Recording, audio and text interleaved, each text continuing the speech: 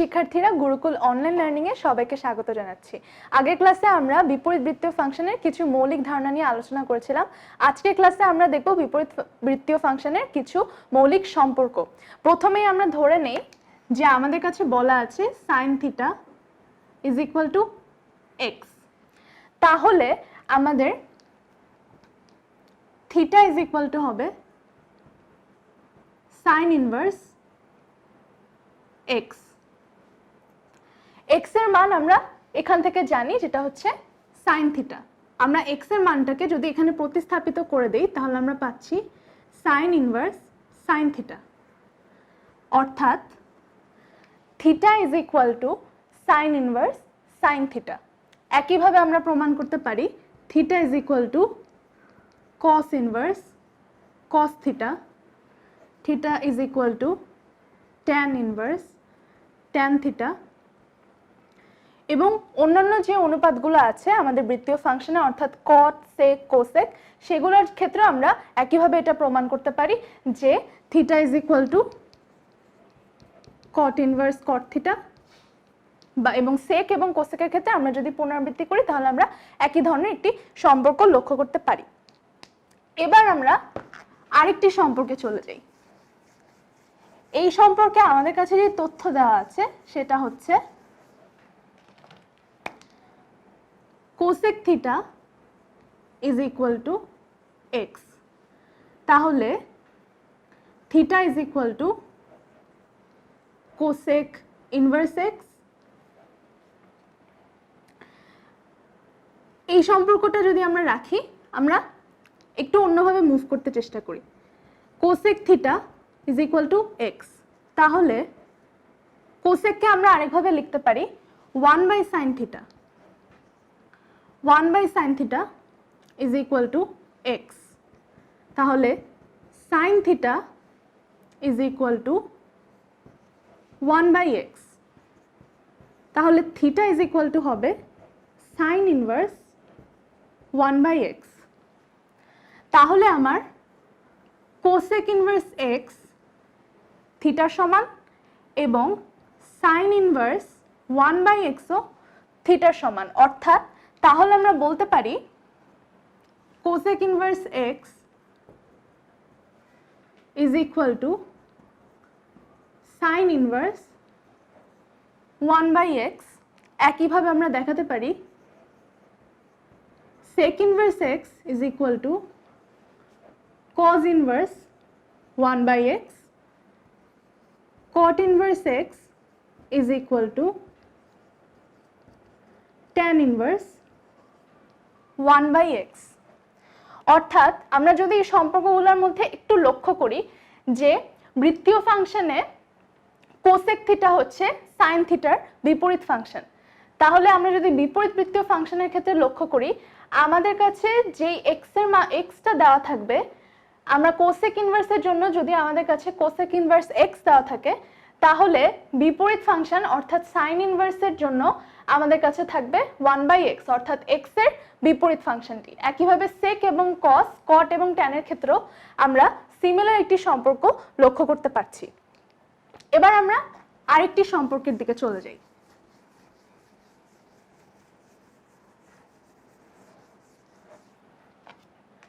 আমাদেরকে বলে দেওয়া হলো আগের মতনই sin θ = x, বা θ sin ইনভার্স x। এখন আমরা যদি নেই cos π/2 মাইনাস θ, সেটা হবে sin থিটার সমান,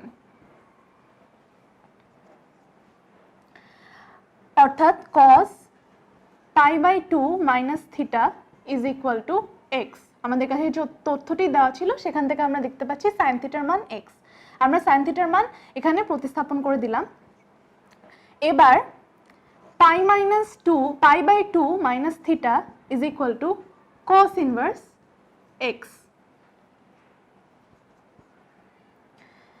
π/2 মাইনাস sin ইনভার্স x, যেটা হচ্ছে আমাদের থিটার মান, আমরা এই sin θ = x এর সম্পর্কটা থেকে পেয়েছিলাম যে θ = আমাদের sin ইনভার্স x, আমরা এখানে প্রতিস্থাপন করে দিলাম, অর্থাৎ π/2 - sin inverse x = cos inverse x। তাহলে আমরা যে সম্পর্কটা পাচ্ছি সেটা আমাদেরকে বলছে sin inverse x plus cos inverse x = π/2। এই সম্পর্কটা আমরা tan এবং cot বা sec এবং cosec এর জন্য একইভাবে দেখাতে পারি, অর্থাৎ আমাদের tan inverse x plus cot inverse x = π/2, একইভাবে sec inverse x plus cosec inverse x = π/2। এবার আমরা যেটা দেখব সেটা হচ্ছে আমাদের কাছে যদি একটি বৃত্তীয় ফাংশন দেওয়া থাকে, বিপরীত বৃত্তীয় ফাংশন দেওয়া থাকে, তাহলে আমরা সেই ফাংশনগুলোকে কিভাবে রূপান্তর করতে পারি। অর্থাৎ আমাদের কাছে একইভাবে প্রথমবারের মতোই দেওয়া আছে sin θ = x।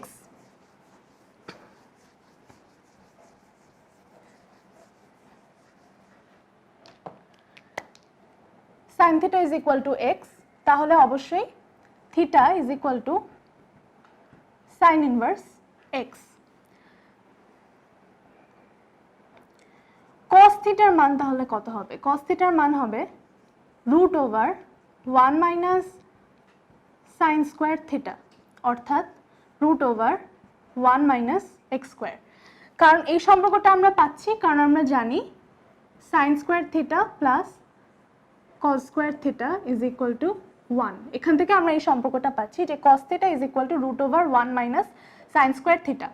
তাহলে এখান থেকে এই সম্পর্কটা থেকে আমরা দেখতে পাচ্ছি যে এইটা আলটিমেটলি হচ্ছে √1 - x², যেটা হচ্ছে আমার cos θ এর মান।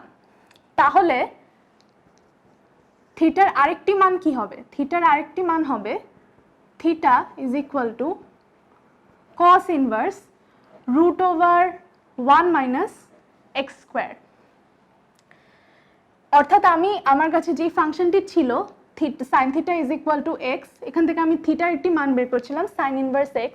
sin ইনভার্স x কে যদি আমি বিপরীত বৃত্তীয় ফাংশন আকারে রূপান্তর করতে চাই cos ইনভার্স x এ, তাহলে আমি যেটা পাচ্ছি সেটা হচ্ছে cos ইনভার্স √1 - x²। একইভাবে আমরা দেখি যে tan এর ক্ষেত্রে এটা কিভাবে কাজ করছে। tan θ = sin θ cos θ। sin θ এর মান আমাদের কাছে দেওয়া আছে x, cos θ এর মান আমরা পেয়েছি √1 - x²। অর্থাৎ tan θ এর মান আমরা যেটা পাচ্ছি এটা হচ্ছে x /√1 - x²। তাহলে θ = যদি আমরা tan ইনভার্সে রূপান্তর করি তাহলে θ = হবে tan ইনভার্স x /1 - x²। এখন একইভাবে আমি যদি এটাকে cot আকারে আনতে চাই, cot ইনভার্স আকারে আনতে চাই, তাহলে আমার কি করতে হবে? cot θ হবে আমার 1/tan θ এর সমান। তাহলে cot θ এর মান যেটা দাঁড়াচ্ছে সেটা হলো 1/x /√1 - x², অর্থাৎ cot θ = √1 - x² / x। তাহলে থিটাকে যদি আমি cot ইনভার্স আকারে প্রকাশ করি আমি যেটা পাবো সেটা হলো cot ইনভার্স √1 - x² / x। একইভাবে আমি যদি sec এবং cosec আকারে প্রকাশ করতে চাই তাহলে আমার কি করতে হবে? sec θ = 1/cos θ। আমার কাছে cos θ দেওয়া ছিল √1 - x²। তাহলে sec θ = 1/√1 - x²। তাহলে থিটাকে যদি আমি সেক ইনভার্স আকারে প্রকাশ করি আমি যেটা পাবো সেটা হলো সেক ইনভার্স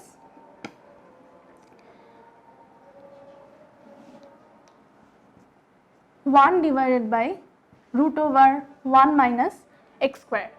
একইভাবে কোসেক থিটা হবে 1 বাই সাইন থিটার সমান। সাইন থিটা আমার প্রথমে দেওয়া ছিল এক্স, তাহলে cosec theta is equal to 1 by x, theta is equal to cosec inverse 1 by x. এভাবে আমাদের কাছে যদি একটি সম্পর্ক দেওয়া থাকে আমরা এই সূত্রগুলো কাজে লাগিয়ে সেই সম্পর্কগুলোকে রূপান্তর করে বিভিন্ন অনুপাতে, অর্থাৎ কজ ইনভার্স, আমাদের কাছে যদি সাইন ইনভার্স আকারে দেওয়া থাকে cos inverse, tan inverse, cot inverse, sec inverse, cosec inverse সবগুলোতেই আমরা সেটা রূপান্তর করতে পারবো। কিন্তু এই রূপান্তরটা হচ্ছে আমাদের একটি থিওরি কাজে লাগিয়ে আমরা এটা রূপান্তর করলাম, অর্থাৎ আমরা sine square plus cos, sine square theta plus cos square theta যে হচ্ছে ইজ ইকুয়াল টু 1 এবং এর বাকি যে অনুপাতগুলো ছিল অর্থাৎ sine theta by cos theta হচ্ছে ট্যান থিটার সমান, কট থিটা ট্যান থিটার বিপরীত রাশি, এভাবে করে আমরা এই অনুপাতগুলোকে বের করেছি। এই অনুপাতগুলোকে বের করার জন্য আমরা আরেকটি যে পদ্ধতি কাজে লাগাতে পারি সেটার জন্য আমাদের আবার সমকোণী ত্রিভুজের যে কনসেপ্টটা ছিল সেটাতে ফেরত যেতে হবে। আমরা এবার দেখব যে আমরা থিওরি কাজে লাগিয়ে যে প্রমাণটা করছিলাম সেটাকে আমরা কিভাবে সমকোণী ত্রিভুজের সাহায্যে সেই ফাংশনের রূপান্তরগুলো দেখাতে পারি। আচ্ছা, প্রথমে আমরা যেটা করব, আমাদের কাছে যে তথ্যটা দেওয়া ছিল অর্থাৎ sine theta is equal two x, এখন এই তথ্যটাকে আমরা একটি সমকোণী ত্রিভুজের সাহায্যে প্রকাশ করতে চেষ্টা করি। অর্থাৎ আমি যদি এখানে একটা সমকোণী ত্রিভুজ আঁকি, সেক্ষেত্রে আমি এই কোণটাকে ধরছি থিটা, আমাকে বলে দেওয়া আছে sine theta is equal two x, অর্থাৎ লম্ব বাই অতিভুজ এই অনুপাতটার সমান হচ্ছে এক্স এর। তাহলে অবশ্যই আমার অতিভুজটা হবে 1 একক এবং আমার লম্ব হবে এক্স একক। আচ্ছা, তাহলে আমরা পিথাগোরাসের যেই উপপাদ্যটা আমরা সবাই ছোটবেলা থেকে শিখে এসেছি সেই উপপাদ্যে আমাদেরকে বলা হচ্ছে যে সমকোণী ত্রিভুজে যে লম্ব এবং ভূমি আছে সেই লম্ব এবং ভূমির যে বর্গের সমষ্টি সেটা অবশ্যই অতিভুজের বর্গের সমান হবে। তাহলে আমরা যে আমাদের ভূমিটা আছে অর্থাৎ আমাদের উপপাদ্যটা বলছে লম্ব স্কোয়ার প্লাস ভূমি স্কোয়ার হবে আমার অতিভুজ স্কোয়ারের সমান, অর্থাৎ অতিভুজ স্কোয়ার। আচ্ছা, তাহলে লম্ব আমাদের কাছে দেওয়া আছে এক্স, এক্স স্কোয়ার প্লাস ভূমি স্কোয়ার, অতিভুজ আমরা জানি 1, তাহলে এক্স স্কোয়ার প্লাস ভূমি স্কোয়ার সমান হচ্ছে 1 স্কোয়ার, অর্থাৎ ভূমি স্কোয়ার 1 মাইনাস এক্স স্কোয়ার। তাহলে ভূমি is equal to √1 minus x square. আচ্ছা, তাহলে sine theta is equal two যদি এক্স হয় কস থিটা সমান কত? কস থিটা অবশ্যই হবে ভূমি বাই অতিভুজের সমান। ভূমি আমরা পিথাগোরাসের উপপাদ্য থেকে যেটা বের করলাম সেটা হচ্ছে √1 মাইনাস এক্স স্কোয়ার অতিভুজ 1 ডিভাইডেড বাই 1, তাহলে কস থিটা আমরা যেটা পাচ্ছি সেটা হচ্ছে √1 minus x square. Sine theta is equal two x হলে এখান থেকে থিটা আমরা যেটা পাই সেটা হচ্ছে সাইন ইনভার্স এক্স। একইভাবে cos theta is equal to √1 minus x square হলে এখান থেকে থিটা আমরা যেটা পাই কস ইনভার্স আকারে সেটা হচ্ছে cos inverse √1 minus x square, অর্থাৎ এই ভূমির যে মাপটি আমরা পাচ্ছি সেটি হচ্ছে √1 মাইনাস এক্স স্কোয়ার। আচ্ছা, একইভাবে আমরা যদি এখন দেখি যে আমরা ট্যান কট এগুলোতে কিভাবে রূপান্তর করতে পারি। এখন আমাদের কাছে যেহেতু লম্ব ভূমি অতিভুজ তিনটি তথ্যই আমাদের কাছে আছে, তাহলে আমরা খুব সহজেই ট্যান থিটার অনুপাত থেকে লম্ব এবং ভূমির অনুপাত থেকে ট্যান থিটা বের করতে পারবো, অর্থাৎ tan theta is equal to লম্ব বাই ভূমি অর্থাৎ tan থিটা সমান x divided by root over 1 minus x square, theta সমান tan inverse x divided by root over 1 minus x square. একইভাবে আমরা এর আগে যে পদ্ধতিটি অনুসরণ করেছিলাম, অর্থাৎ কট থিটাকে আমরা সিম্পলি কট থিটা বের করার জন্য আমরা যেটা করব, আমরা tan থিটা কেউ tan থিটার বিপরীত ফাংশন নিব, অর্থাৎ 1 divided by tan theta is equal to root over 1 minus x square divided by x. তাহলে theta is equal to cot inverse root over 1 minus x divided by x। একইভাবে sec theta যদি আমরা আসি, sec theta is equal to 1 by cos theta। cos theta আমরা পেয়েছিলাম হচ্ছে root over 1 minus x square, তাহলে sec theta আমরা পাবো 1 divided by root over 1 minus x square। তাহলে theta is equal to sec inverse root over sec inverse 1 divided by root over 1 minus x square। cosec theta একইভাবে আমার 1 by sin theta সমান হবে। আমি যদি তাও এখান থেকে এই সমকোণী ত্রিভুজ থেকে দেখি, তাহলে হবে কোসেক থিটা হবে আমার অতিভুজ এবং লম্বের অনুপাত, অর্থাৎ অতিভুজ বাই লম্ব।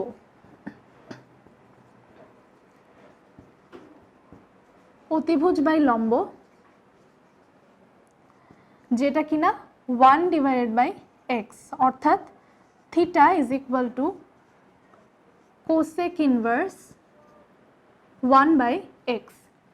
কট থিটা একইভাবে আমরা যদি আবার ফেরত আসি, তাহলে tan থিটা যদি আমার লম্ব বাই ভূমি হয়, cot থিটা হচ্ছে ভূমি বাই লম্ব।